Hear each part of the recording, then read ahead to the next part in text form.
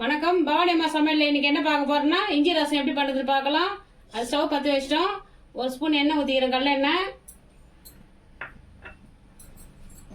எண்ணெய் காஞ்சிச்சு. 1/4 டீஸ்பூன் கடுகு போடுறேன், வெடிக்கிட்டோம். ஒரு கொத்து கருவேப்பிலை போட்டுக்கலாம். 2 பச்சை மிளகா, இஞ்சி ஒரு பீஸு,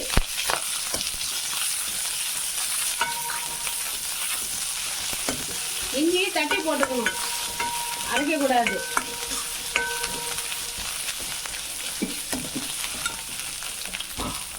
தக்காளி ஒரு பெரிய சைஸு, நல்லா வதக்கிடணும்.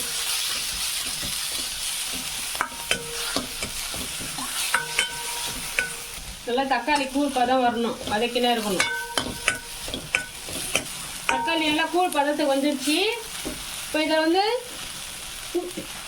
பயத்தம் பருப்பு இல்லைன்னா துவரம் பருப்பு வேக வச்சு ஒரு கப் எடுத்துக்கலாம். நான் பயத்தம் பருப்பு தான் எடுத்துருக்கிறேன், 50 கிராம் எடுத்துருக்கிறேன். தண்ணி கொஞ்சம் ஊற்றிக்கலாம், நமக்கு எவ்வளோ தேவையோ அவ்வளோ தண்ணி ஊற்றிக்கலாம்.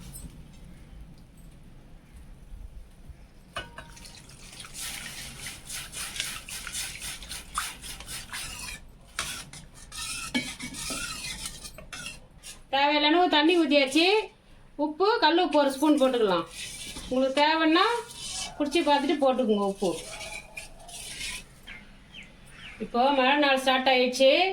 எல்லாருக்கும் சளி, கோல்டு, இருமல்லாம் வரும். இந்த மாதிரி ரசம்லாம் வச்சு சாப்பிட்டோமா உடம்பு ரொம்ப நல்லது. உங்கள் வீட்டில் இருக்கிறவங்களுக்கும் இந்த மாதிரி செஞ்சு கொடுங்க. இதுக்கு சைடிஷ் வெஜ்ஜின்னா உருளைக்கிழங்கு, கத்திரிக்காய் ஃப்ரை பண்ணி சாப்பிட்லாம். நான்வெஜ்ஜுன்னா சிக்கன் அந்த மாதிரி சாப்பிட்லாம். நாங்கள் இதுக்கு இன்றைக்கி சிக்கன் ஃப்ரை தான் சாப்பிட போகிறோம். சைடிஷு நொறைச்சி வட்டோம். லைட்டாக கொதிக்குது. இந்த மாதிரி கொதி வந்ததும் பெப்பரு ஒரு ஸ்பூனு, அரைக்கக்கூடாது, இந்த மாதிரி தட்டி போடணும். இந்த மாதிரி ஒரு ஸ்பூனில் எடுத்து தட்டி வச்சுருக்கிறேன், இப்போ போட்டுக்கலாம்.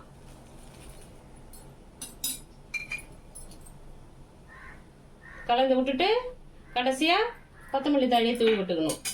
தூவி விட்டு ஸ்டவ் ஆஃப் பண்ணிடலாம். அவ்வளோதான், இஞ்சி ரசம் ரெடி. இந்த வீடியோ பிடிச்சதுன்னா லைக் பண்ணுங்கள். நன்றி, வணக்கம்.